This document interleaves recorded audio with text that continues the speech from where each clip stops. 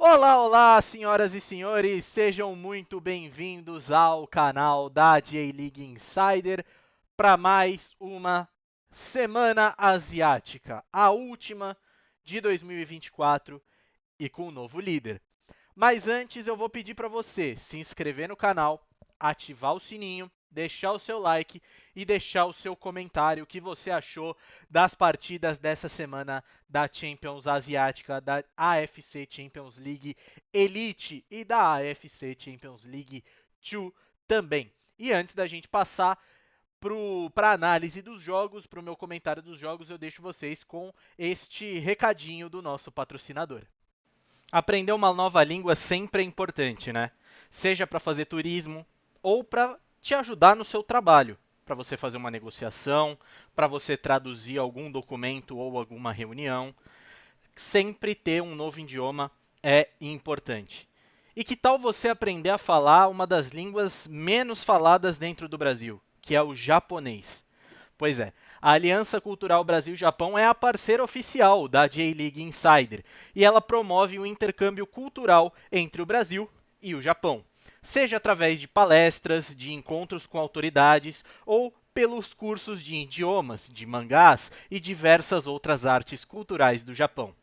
E você que é seguidor da J-League Insider tem um cupom de desconto exclusivo.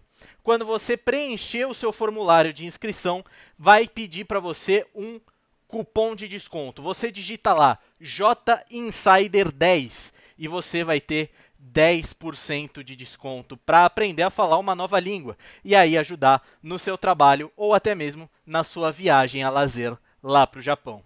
Não perde tempo. Se inscreva no curso de japonês da Aliança Cultural Brasil-Japão e aprenda a falar um dos idiomas menos falados dentro do Brasil para melhorar o seu currículo. Muito bem, pessoal, a gente começa o comentário na ordem cronológica, como sempre fazemos, começando dessa vez com a derrota do Vissel Kobe. O Vissel Kobe era líder da tabela da Champions League Elite Conferência Leste, Conferência Oriental, mas graças à disputa pelo título da J-League foi com um time completamente alternativo, a Coreia do Sul, para enfrentar o Pohang Steelers.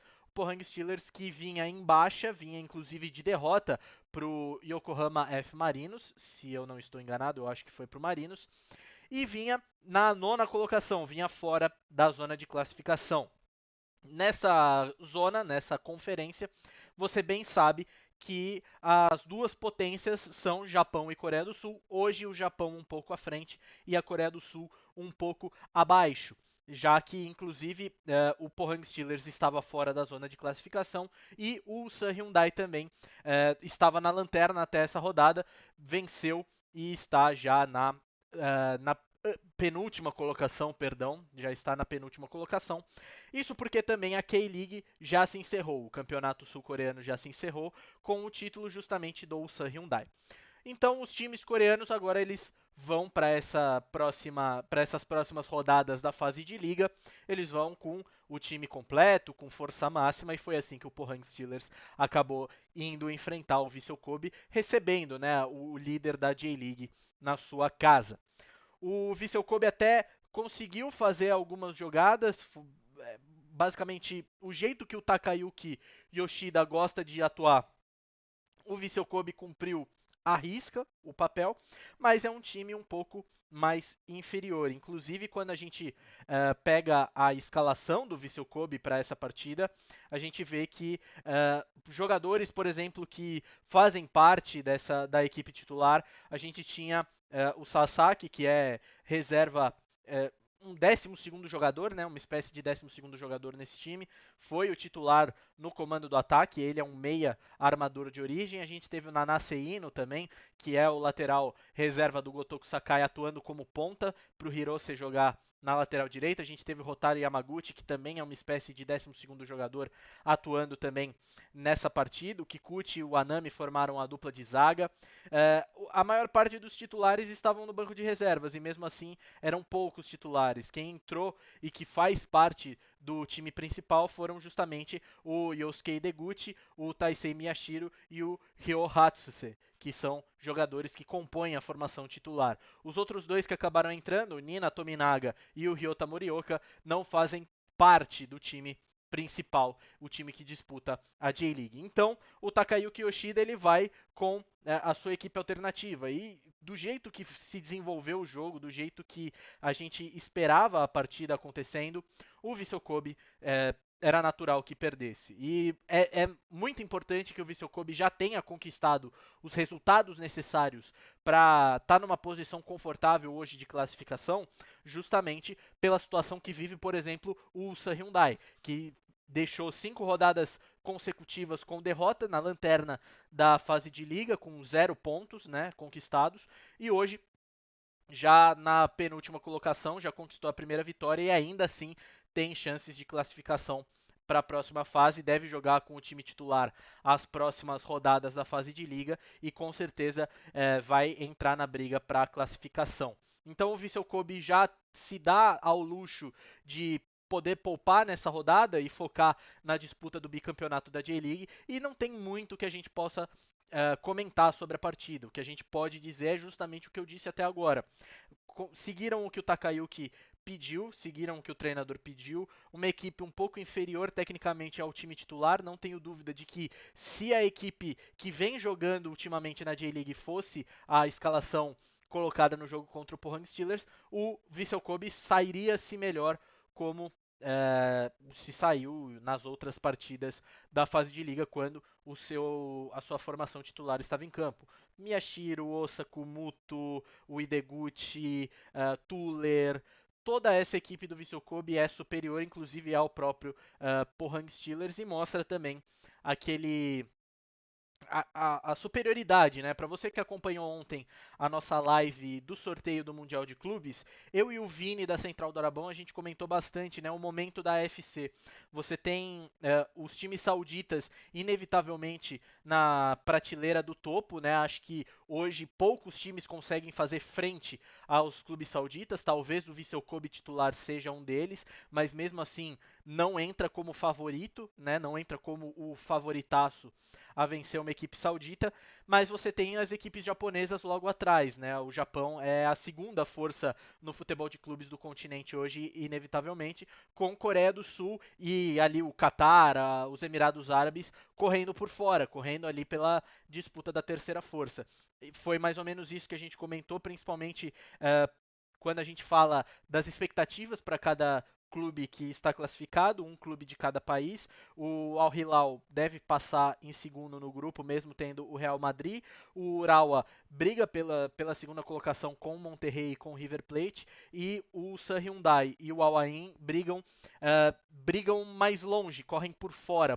Será uma grande surpresa caso avancem num grupo, por exemplo, do Ulsan, que tem, além do Fluminense e do Borussia Dortmund, também tem uma Mamelodi Sundowns da África do Sul, que vem jogando um futebol muito interessante. E no caso do Al Ain, caindo num grupo também muito complicado, o grupo com Manchester City e com a Juventus, que são os francos favoritos, o Al Ain correndo por fora junto com o Wydad Casablanca também. Então, esse momento do Mundial também define muito o momento da UFC, com as duas forças superiores já estabelecidas, como a Arábia Saudita e Japão, a Coreia do Sul, os Emirados Árabes, o Catar correndo por fora, a China também tentando com os seus 3 representantes nessa fase, mas que a gente já vai ver que tá bem complicado para eles também. Então, sobre o Vissel Kobe, mais ou menos isso, não tem muito que a gente possa comentar. Quem a gente pode comentar é o Yokohama Marinos, que goleou o Central Coast Mariners, que agora o clube australiano é o lanterna da fase de liga, foi 4-0 para a equipe do John Hutchinson, que deve deixar o comando do Yokohama Marinos ao final dessa temporada. O Hutchinson, inclusive, que foi treinador do Central Coast Mariners há pouco tempo, estava bem empolgado em reencontrar a ex-equipe e depois como auxiliar do Harry Kill e agora assumindo a posição de treinador interino do Marinos. Ele deve perder mais uma vez, a gente traz essa informação, ainda não é confirmada, mas é o falta assinar que o treinador será o inglês, o Steve Holland, que foi o auxiliar do Gareth Southgate na seleção britânica, né, na seleção inglesa, perdão, pelo tempo que o Southgate foi treinador dos Three Lions. Também com auxiliar do Chelsea por muito tempo, com Roberto Di Matteo, José Mourinho, Rafa Benítez, todos esses treinadores que passaram pelo Chelsea, o Steve Holland foi auxiliar desses treinadores na equipe de Londres e deve ter a sua primeira experiência como treinador profissional comandando o Yokohama Marinos. Grande jogo, mais um grande jogo do Marinos. O Marinos, assim como o Frontale, não disputa mais nada na J-League e teve condições de ir com a sua equipe titular, né? A equipe que vem jogando nos últimos jogos. A única mudança foi o Elber começar no banco para a entrada do Kenta Inoue, e inclusive uma mudança que foi muito positiva, já que o Inoue acaba marcando os 2 primeiros gols da partida, mas é muito interessante como o Hutchinson vem jogando com o Koike, camisa 13, como um volante. É mais um daqueles laterais que acaba sendo improvisados como volante. E ele acaba apoiando muito o Matsubara e o Ian Matheus. O Matsubara acaba ficando defendendo um pouco mais e o Koike pode ajudar o Ian Matheus se aproximando bastante. Uma mudança também que é bem legal de se comentar é a presença do Nishimura. A gente já comenta alguns vídeos aqui no canal que a presença do Nishimura facilita demais o trabalho do Anderson Lopes, por ter alguém para chamar atenção junto com ele. Não é só o Anderson que fica na área, inclusive rola muito a troca. O Anderson vindo buscar a bola e o Nishimura fazendo o camisa 9, como ele veste a 9, por exemplo, e horas o Nishimura volta para buscar a bola e o Anderson fica no comando de ataque. A gente teve um jogo muito legal, muito interessante e a vitória do Yokohama Marinos por 4-0. O Anderson, inclusive, marca o terceiro gol. O Jun Amano marca o quarto gol. Uma vitória incontestável contra o pior time de fato dessa fase de liga. Inclusive, a Austrália corre o risco de não ter representante na Champions Elite. Tá? A Austrália vai perdendo seu coeficiente. O coeficiente ele é atualizado temporada após temporada para que a Champions Elite da próxima temporada seja planejada. Inclusive, por isso o nome da competição é Champions Elite, porque alguns países não terão representantes, é só a elite do futebol asiático, é isso que a AFC planeja. Então, o Central Coast Mariners vai complicando a situação da Austrália, que deve perder a sua única vaga na Champions Elite para mais uma vaga da Tailândia, se eu não estou enganado, ou uma vaga do Vietnã. Eu não lembro agora quem está ultrapassando a Austrália. Eu acho que é a Tailândia. Então, é uma derrota sofrida para o Mariners, mas uma vitória muito importante para o Marinos, que assume a liderança da fase de liga. E também, como a gente vem comentando, muito importante que as equipes japonesas estejam no top 4, como estão nesse momento acompanhadas do Guangzhou da Coreia do Sul. Isso porque a gente, se eu não estou enganado, tá? Pode ser que algum inciso ali do regulamento tenha passado batido por mim. Mas os 4 primeiros vão enfrentar os 4 subsequentes, né? O do primeiro ao quarto vai enfrentar do quinto ao oitavo. Então é importante que as equipes japonesas não se enfrentem na fase oitavas de final para que a gente consiga ter o maior número possível de equipes japonesas na fase final. Vai ser difícil, a gente vai bater de frente com o Al-Ahly, com o Al-Hilal, com o Al-Nassr, mas a gente precisa pelo menos chegar com 3 equipes para caso alguma equipe saudita se complique, a equipe japonesa tenha condições de tentar chegar à final e brigar pelo título.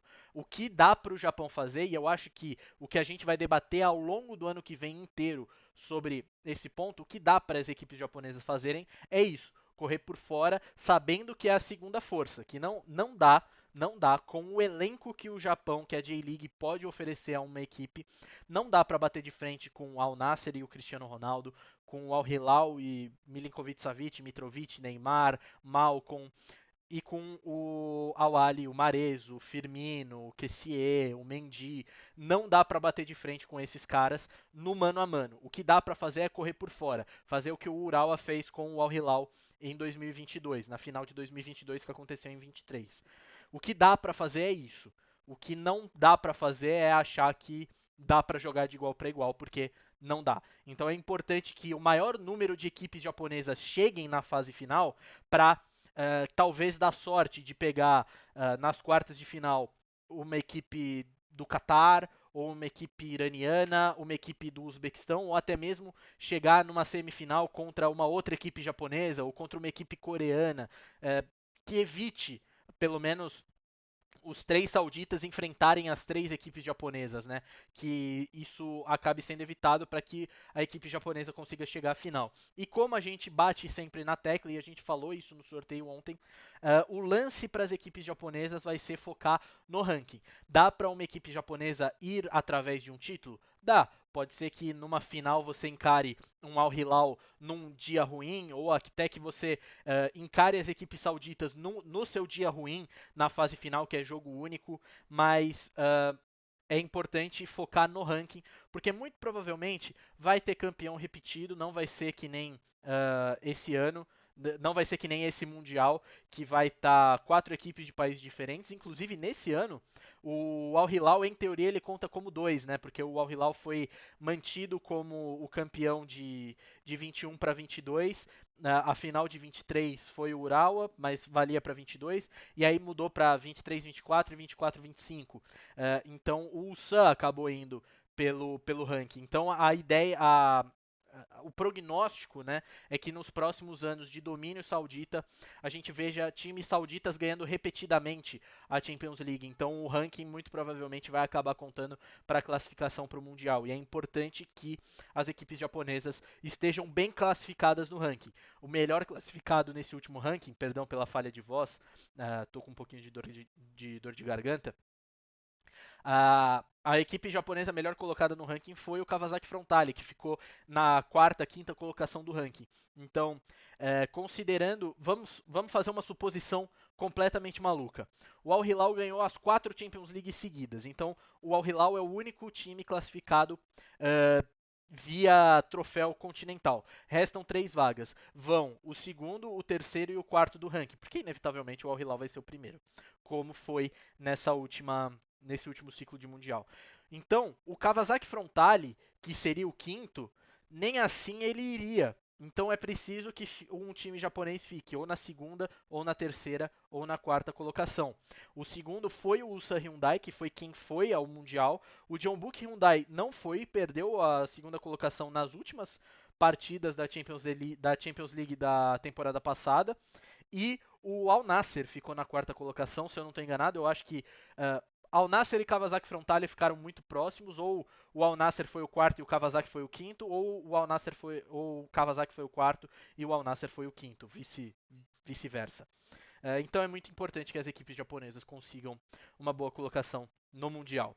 Falando no Kawasaki Frontale, vamos falar de mais uma equipe que venceu 4-0 o Kawasaki Frontale para cima do Shandong Taishan da China. Também uma equipe que pode se dar o luxo de mesclar, mas também pode se dar o luxo de jogar com a equipe titular, e foi mais ou menos isso que o Toro Oniki preparou para sua penúltima partida no comando da equipe de Kanagawa. O Toro Oniki, que deixa o comando do Kawasaki Frontale ao final de 2024, deve ser anunciado como treinador do Kashima Antlers em breve. E o time foi bem misto, foi até interessante de ver. Jogou o Kobayashi, jogou o Erisson, o Marcinho estava presente, Sota Miura, Yamamoto, Kawahara, o Gesiel jogando e marcando, que é muito importante. O Gesiel que passou por períodos de lesão nessa temporada e não conseguiu jogar tanto quanto gostaria, mas é importante ele voltar e fazer um gol na Champions Elite para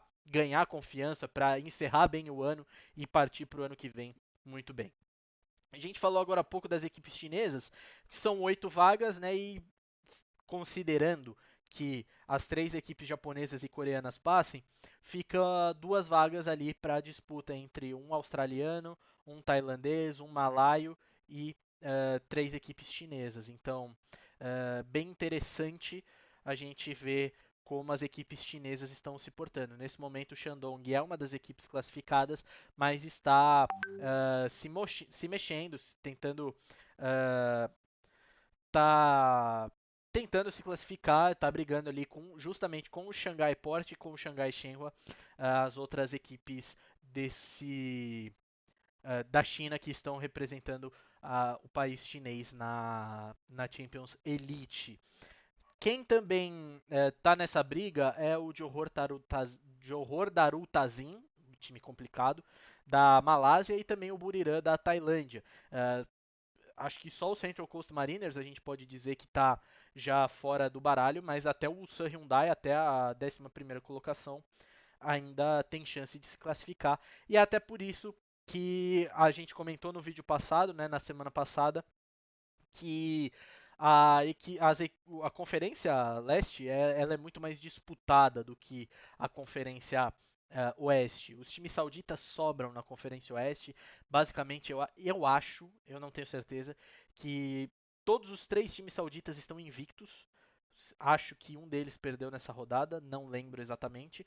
Mas quando a gente para ver a conferência do Vissel Kobe, a conferência dos times japoneses, a Conferência Leste, é muito mais equilibrada. Não tem um time disparado, não tem um time uh, que esteja tão à frente dos outros. Não, mesmo o Japão, que ainda é a força maior desse lado do continente, também não está tão distante. E até por conta do momento da temporada que vivem os times japoneses, eles também acabam perdendo mais, acabam desperdiçando mais pontos.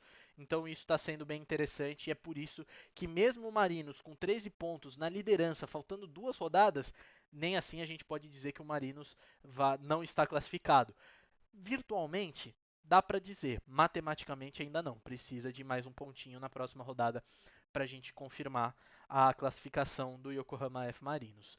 O Kawasaki Frontale também, agora com 12 pontos na 4ª colocação, e eu repito todo aquele discurso que eu falei agora há pouco, é importante demais ficar entre os 4 primeiros colocados.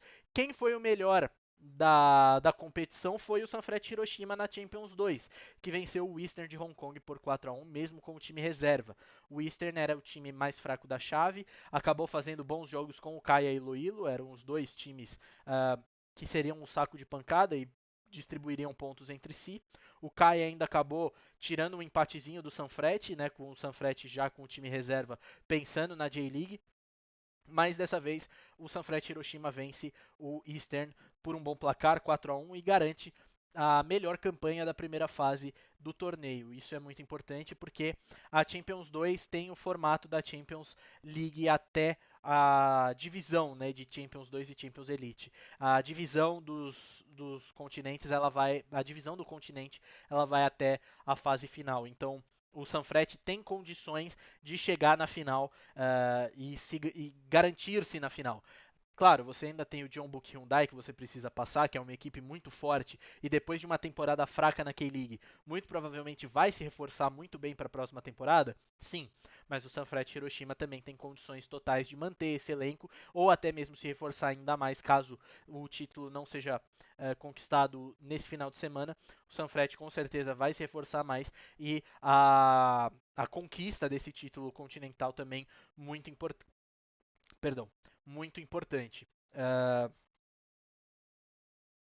O que é interessante a gente comentar sobre essa competição, e aí, como terminou a fase de grupos, é importante a gente falar da competição, é que como o formato auxilia mais os times japoneses, é possível que a gente tenha uma boa disputa entre japoneses e coreanos para ver quem chega na final, e do outro lado um time saudita. Dessa vez a sorte é que não é o Al Ittihad, é sim o Al Tawon, que foi o classificado pelo sauditão para essa competição, e o Al Tawon não é uma das equipes mais ricas da Arábia Saudita. Ainda consegue montar um time muito bom, mas é um time que eu acho que dá para bater de frente com o Sanfrecce Hiroshima, diferente quando a gente para olhar ao Ittihad, ao Ali, ao Hilal e ao Nasser. A gente os 4 grandes não dá para competir, mas o Al Tawon acho que tem hoje um time interessante para bater de frente com o Sanfrecce Hiroshima.